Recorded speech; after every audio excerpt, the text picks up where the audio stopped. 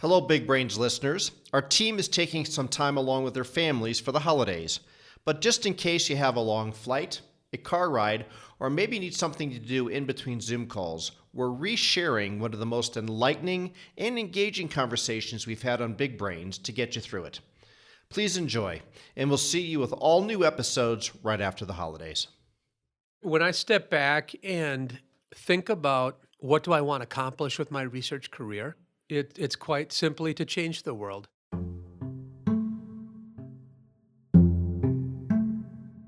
Behind the scenes of policymakers passing legislation to reshape our society, there are researchers and academics supplying them with answers to our most pressing questions. University of Chicago economist John List is one of those people. Now, how are you going to do it? The way that I think about doing it is I want to take on the biggest challenges that we face, and I want to use the economic lens and data to shed insights on those questions. In the mid-90s, List revolutionized economics research through his pioneering use of field experiments. A field experiment is conducted in the real world instead of in a lab, testing theories on people in their day-to-day lives. If you've ever voted, flown United, taken an Uber or Lyft, you've been part of one of List's experiments without even knowing it. We need data to make well-informed decisions. And the typical way that people have used data is they wait for the world to give them the data. My way is to go out to the world and generate new data that can help inform important questions and give us important insights on how we should be acting. List's experiments have reshaped our world in ways that affect our everyday lives. By better equipping policymakers with data to address issues like discrimination, the gender pay gap, and how to raise charitable donations. But now he's warning of an issue threatening the impact of scientific research.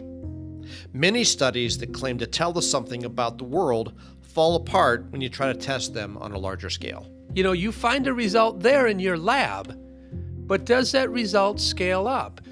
And what interventional specialists have shown us over the last 2 decades is that a lot of times it doesn't. List wants to change the world, but if the research turns out to be wrong on a large scale, well, Houston, we have problems. From the University of Chicago, this is Big Brains, a podcast about the stories behind the pivotal research and pioneering breakthroughs that are reshaping our world. On this episode, John List and the power of field experiments. I'm your host, Paul Rand.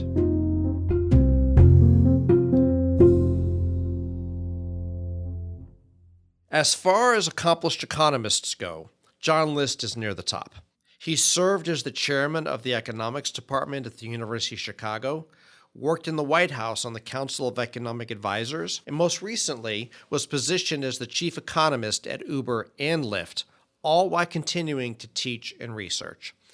But List's early years and humble beginnings are crucial to understanding how he came to redefine economics. Sure, you're exactly right. It is very different than my colleagues have come to be economists. My father was a truck driver and my mother was a secretary. And it was sort of an ordinary, kind of humble beginning in the sense that I was very loved, but education really wasn't that important when I was a kid.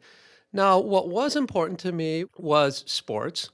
And in particular, I loved golf. When I went to college, I went on a partial golf scholarship. Okay. So my first goal was to be a golf professional.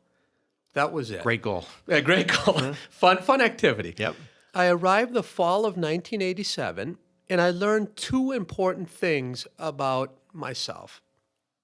One was, I'm not good enough to play professional golf. Big learning. Okay. The second thing I learned that fall is that I really loved economics, and we would golf every afternoon, and every afternoon I saw 3 or 4 econ professors out there golfing too. So I thought, well, good gig. Yeah, this is a pretty good gig. You can teach in the morning, you can golf in the afternoon. So I said, I want to do what those guys are doing. Golf wasn't the only sport that List loved. He was also obsessed with baseball. And just like golf would lead him into economics, it was a collection of tiny memorabilia that would lead him on the path to developing his groundbreaking field experiments, baseball cards. That's right. So as a kid, I would cut grass. That was my way of earning pocket change back in the 70s. After being paid, I would go down to the local convenience store called the PDQ, and I would buy gum and baseball cards. Okay. And I amassed this huge collection. I loved the art of the baseball card, but what I loved more is the aspect of trading. But then through the undergrad years, I also became a baseball card dealer. Okay. And Going to trade shows and so forth. Absolutely. So what does that mean? What does it mean to be a baseball card dealer? What it means is pretty much every weekend that you're not golfing, you drive down to either Madison, Milwaukee, or Chicago, and you set up what's called a dealer's table, which is a 6-foot-long table in a big convention center. So at the same time, I was learning about the principles of economics and economic theory. So I was always thinking, I wonder if those theories are actually right. And do they give you the correct depiction of what's happening in the baseball card market? So it was always in the back of my mind. Like I was doing experiments naturally. Like I would do things like if a person would come to my table, I would try one form of bargaining with that person, and then when the next person would come, I would try a new form of bargaining, and then I would kind of see what is the best way to bargain. Yep. Exactly.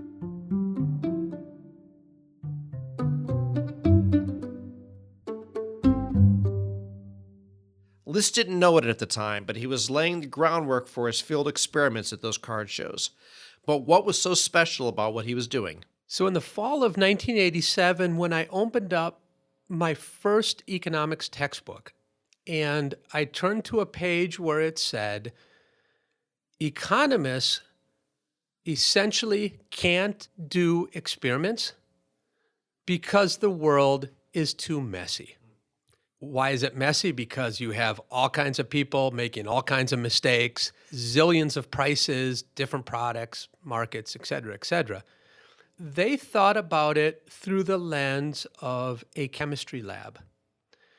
Back in high school, when I did my chemistry experiments, rule number 1 was the test tubes had to be pristine. And if they were not pristine, you would have a confounding variable, i.e. the speck of dirt, that would cause your interpretation of the experiment to be wrong. So they're certainly right. There are lots of specks of dirt in the field and in the world. So you can say, well, how do you get around that problem? The area of field experiments gets around that problem through randomization. Randomization does not get rid of the dirt. The beauty behind randomization is when you randomly put some people in treatment and some people in control, what it does is it balances the dirt across the treatment and control groups. And when you figure out what is the effect of my treatment in this scientific experiment, that dirt ends up differencing out. And then it becomes a zero in expectations. Okay. And now I can learn something causal in the real world. So that's kind of why I say they actually had it exactly reversed. So what was the reaction from the field when you began going down this direction? Was it, boy, brilliant? Or what are you doing? Or that doesn't make any sense? Yeah, it ranged from you're an idiot to what are you doing to just stay in the lab because we can learn everything we need to in the lab, or just use naturally occurring data and make the assumptions. I think field experiments give you something unique, though, in that you're generating the data yourself. You're not waiting for the world to give you those data, and you can go beyond measurement and figure out the whys behind the data patterns. For example, why do people discriminate? Why do people give to charitable causes? Why do women earn less than men when they do the same job? Why do inner city schools fail? List continued to develop his method of economic field experiments, and in the late 90s, he was finally given the opportunity to put his ideas into action. I was an assistant professor at the University of Central Florida. Okay. And one day, the dean of the College of Business knocked on my door, and he said, "John, I want you to help me raise money." So I said, "Well, let me think about it." Never raised money before. You know, I've bought and sold sports cards in markets, but I've never raised money. And I went back to him and said, "I'll help you on two conditions. One, you will allow me to help you raise money, but doing it in a field experiment. And two, you will give me $5,000 in seed money to help me raise more money for you." So are you a pain in the ass for asking this, or do you think, wow, this is compelling? Sure. A little bit of both. Okay, a little right. bit of All both, right. because he had to go back to his coffers. Here, he thought he was going to get some free labor from an sure, assistant right. professor. So a little bit of both, but he agreed to it. List's field experiments in philanthropy yielded data about how, why, and when people give that standard experiments just couldn't provide. The answers he uncovered are now regularly used by charitable organizations. Like, the higher the announced seed money, the more people give. Matching grants increase giving, but it doesn't matter if the match is 1-to-1 or 3-to-1. But List always brings things back to policymakers. Now, after you establish those facts, you can say, well, are you finding anything that can help policymakers?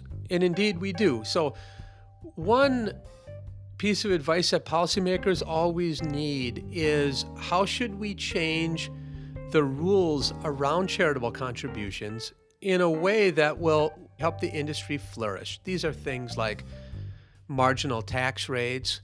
What are the charitable deductions that are allowed? When they talk to us, they say, you know, we're thinking about changing the rules around what do you think will happen if we do rule A, B, or C? And then we tell them exactly what the predictions from the data would be in terms of how it would affect overall charitable giving.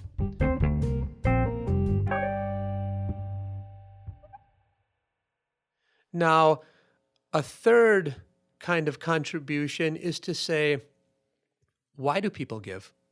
You know, for centuries, you have great philosophers arguing that altruism is the most important underlying reason why people give. You feel good when you give. Well, that's a little bit different. You want to help others. I see. So, Okay. so the way that economists define altruism is you give to help others. Now, you're onto something that is right, though. The other kind of major model for why people might give is you just feel good about giving. That's called warm glow. Now, our data suggests that most givers are giving for that warm glow. And what an economist would say is sort of selfish, because you give just so you feel good about the act of giving. Now, to me, when I give talks to large groups of charitable organizations, they get very upset with me when I stand in front of 500 or 1,000 people and say, look, my data are saying that altruism is important, but it's not as important as warm glow. And then I show them the data. They get upset because they say, well, you're making things dirty in a way that, why do you, as an economist, why do you have to bring in selfish motives, et cetera, et cetera? And what I tell them is, I don't care why people give. I want to determine— Take the insight. Exactly. I want to take the insight, and kind of the fourth thing that our data can be used for is to help practitioners. Right. I want to take the insight and say, if I want to grow the pool of not only the number of donors, but the amount of money that they give, I have to know what makes a person give and what keeps them committed to a cause. Because if I don't know that, I'm not going to know how to fundraise appropriately. List's work with philanthropy made him a world-renowned economist, and it wasn't long before for-profit companies started to notice. For the last few years, List has been working as the chief economist at Uber and Lyft, reshaping the way those firms operate while researching drivers and riders. So the story about me working with firms goes all the way back to when I arrived at Chicago, and Steve Levitt published a book called Freakonomics, which all of the listeners, if you haven't read it, you need to read it. You need to read Just it. Absolutely wonderful. agree. And listen to the program. And listen to the program. Yeah. Exactly. So when Freakonomics came out, a bunch of firms started to call Steve. And Steve and I started to fly from firm to firm and talk to them about using economics, using behavioral economics, and using field experiments to help their business. Now, what we were after, of course, would be data. So then you fast forward to 2010, and I received a phone call from Amazon.com. And it was Jeff Bezos on the other end. And Jeff wanted me to come out to Amazon.com and be their first chief economist. Just calls you, says, Just calls me John, and says, got an idea. got an idea. Okay. I was very close to going, and then there was one hiccup. Okay. All the research that I did at Amazon.com would never see the light of day outside of the firm because they were trade secrets and they did not want me to use them in scientific publications. I was not ready to give up science Totally at this understand. time. Yep. So I said, I'm sorry. You can give me whatever amount of money and stock options you want. I kind of regret that now. I'm sure But I'm not going to come, and I'll help you hire someone. And I did help them hire Pat Byrie, who's still there, and he Okay. sends me Christmas cards and gives his net worth at the bottom of it. So then I receive a call from Travis Kalanick. Okay. And- Of Uber. Of Uber. So Travis is the founder and CEO of Uber. You say, hey, bro? Hey, bro, exactly. You know Travis. So Travis tells me that they're on the market for a chief economist. And I said, well, Travis, unless I can use it to gain scientific insights and write scientific articles and publish the work, I'm still just not interested. He said, John, we can take care of that for you. So I did that for nearly 2 years. As you might guess, some things happened at Uber, and I ended up quitting May 15th of 2018, and I became the first chief economist at Lyft on May 21st of 2018.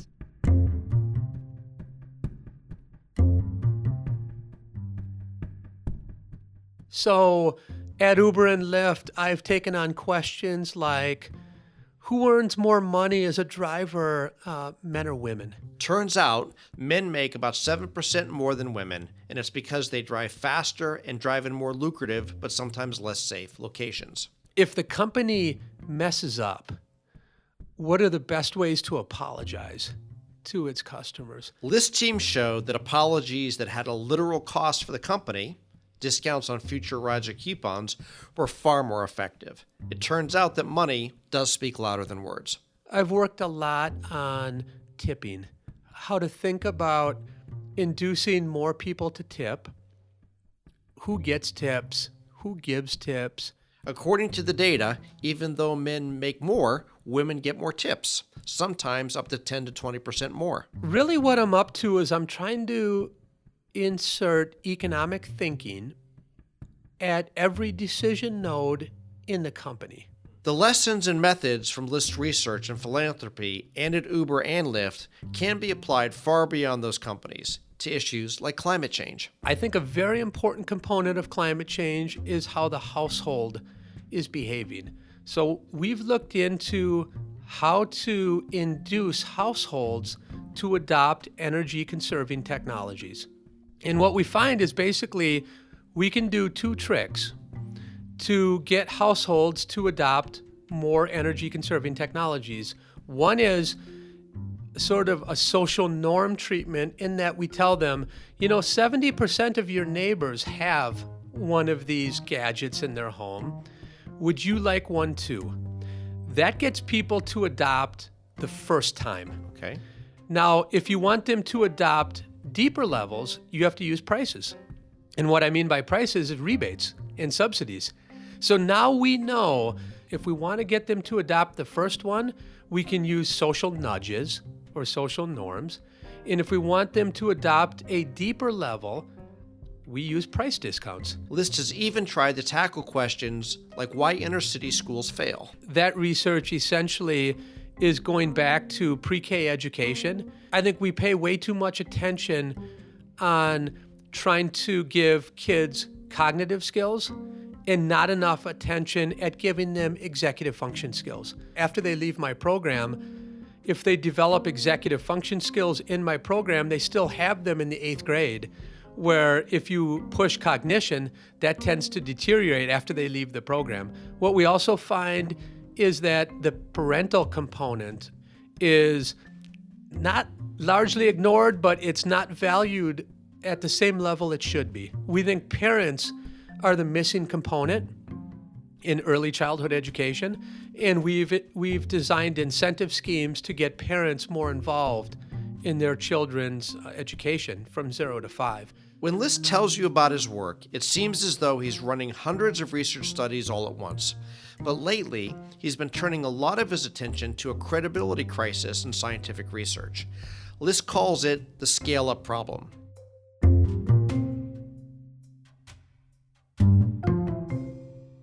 It's a phrase we hear every time politicians are debating or defending a proposal. Quote, the research shows, or the data is clear.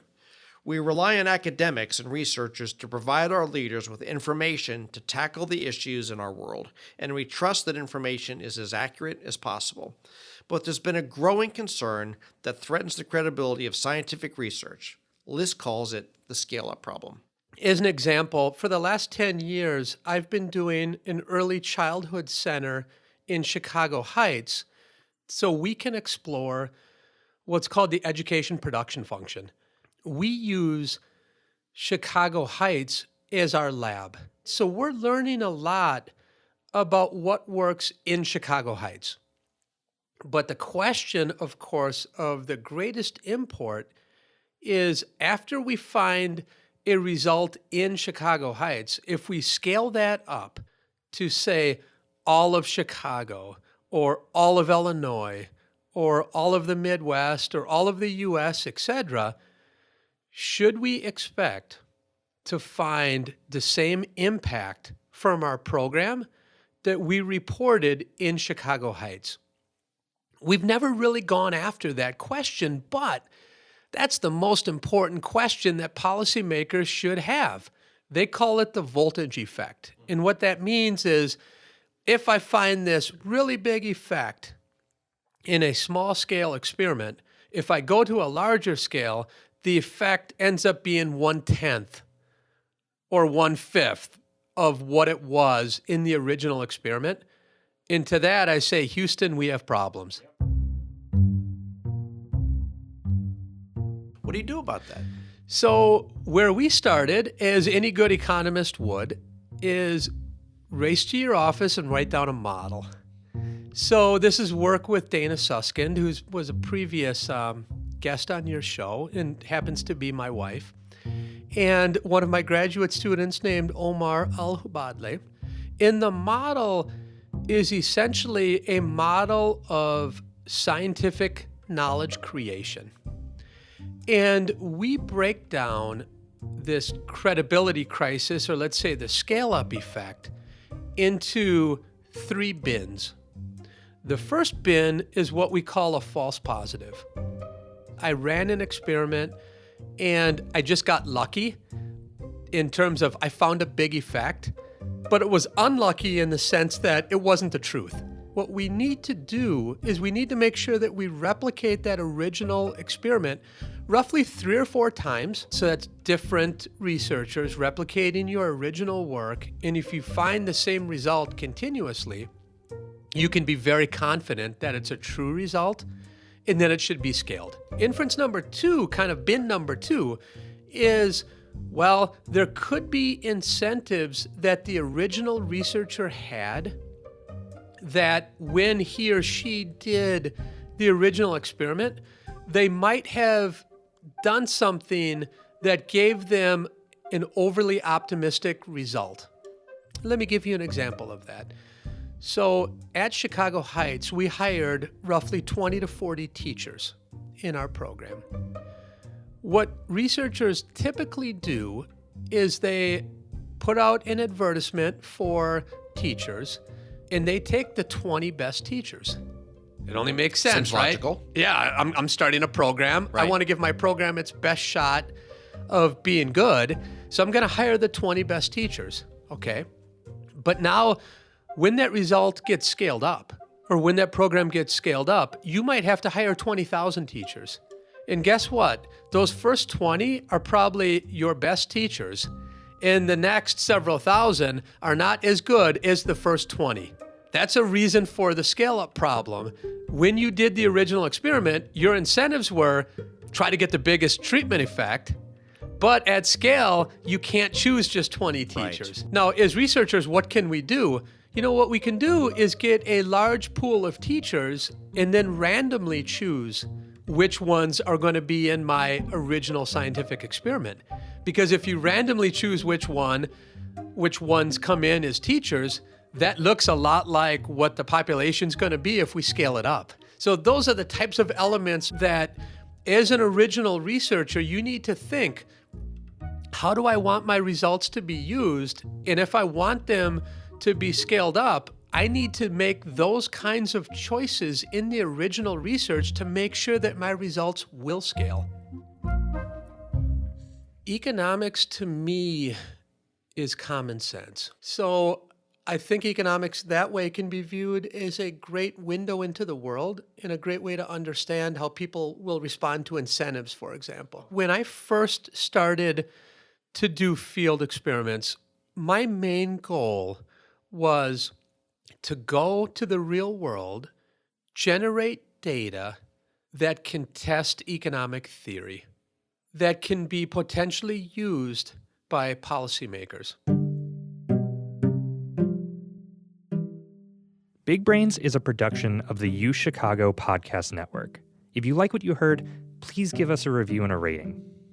Our show is hosted by Paul M. Rand and produced by me, Matt Hodep. Thanks for listening.